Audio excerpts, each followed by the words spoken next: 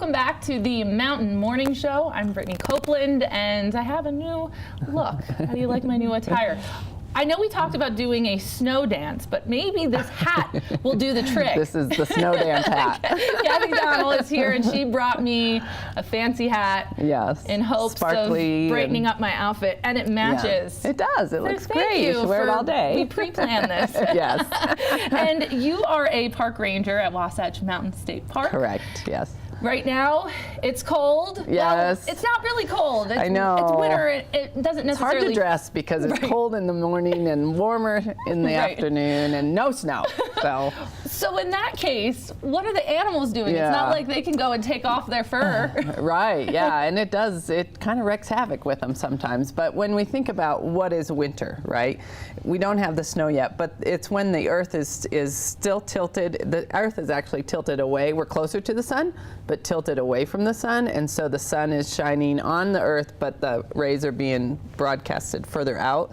So we get shorter days and colder temperatures, which means the animals need to prepare for that. So they're either going to hibernate, migrate, or stay active. And if you think about what we want to do in the wintertime, I probably want to do a little of both.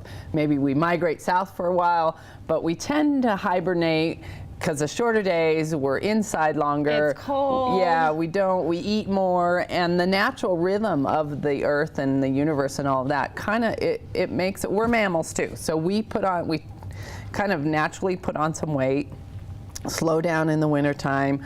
We aren't as active. Really? Mm-hmm. I didn't pay much attention. Really? Yeah. So I guess so nature says it's okay if I eat that extra right. slice of pizza. Because it's just what I've been born to do. Well, and if you think about history over the years, I mean, way back when, hunter-gatherer in the summer, fall, you prepare for winter so you're not out, and so you just kind of sit around and eat what if you prepared well enough. And so and naturally we just do that. We put on weight. So we want to keep you active, and Wasatch is the best place to do that, Wasatch Mountain State Park, because, and we live in a great place. We live Summit County, Wasatch County. There's so much to do. We got the better clear skies than the Salt Lake area. Come up here. The air is better. Yeah, the air is better. So we got the bright blue skies, and we have the equipment to get you outside. We have cross-country skis at the park. We have snowshoes. We have snow bikes, everything that you can rent just to get outside. And we have a lot of activities coming up too. What kind of animals are you able to see right now? Obviously, there's some that have left. They're like, okay, bye, winter. We're going south. Yeah. But a lot of the big animals, you'll see moose and elk and deer still. You might see some coyote, fox. Those are the ones that are staying active. They're probably more dormant, but they're staying active because they may migrate in elevation, but they're not migrating like birds migrate south, thousands of miles south. Butterflies migrate down to Mexico, but some of the bigger animals, the squirrels, the chipmunks, those kind of things, some of the birds stick around too. And it really depends on if they can find food, not necessarily warmth. If they don't adapt to the cold, they're not going to survive. So if they can't adapt or they can't find food, then they have to move. So if they can put on their fur or hibernate or find food, as long as they can find food, then they can stick around. So that's usually how I work too. If I can find food, I'll stay at a party. Yeah. If there's a meeting and there's food involved, I'll be there. If there's not, I'm going to have to migrate somewhere else. Exactly. Yeah. The events that are coming up. Actually, there's been a ton of events already, but there's a lot more in store for 2018. Yeah, we tried to keep people active in December. We had our Santa Fun Run, our Doggy Dash, which we might do another Doggy Dash in the spring.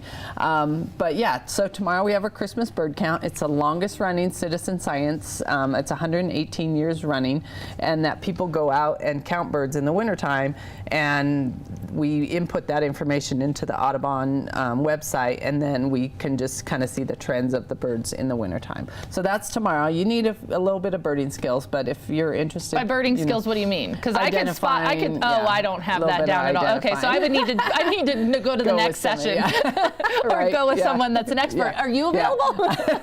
I will be out there, yes. I mean, we know each other now. You gave me a hat. Right. So. You can wear the hat. You can wear the hat tomorrow. That's probably not a good idea, though. Won't they spot me with this hat on? Might see the, yeah. I think you're supposed to wear like sparkly. camouflage or something. Again, They no won't see you. expert, obviously. Yeah, little expertise.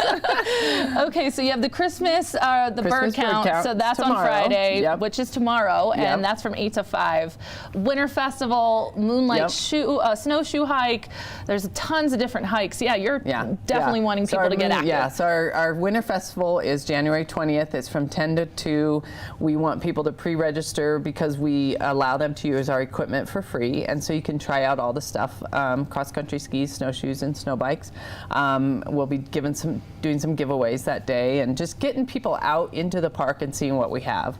And then our Moonlight Snowshoe Hike is a Friends of Wasatch sponsored hike. It's a fundraiser for the park. That's on January 26th. We start at 6:30, and the moon hopefully will be up, no clouds.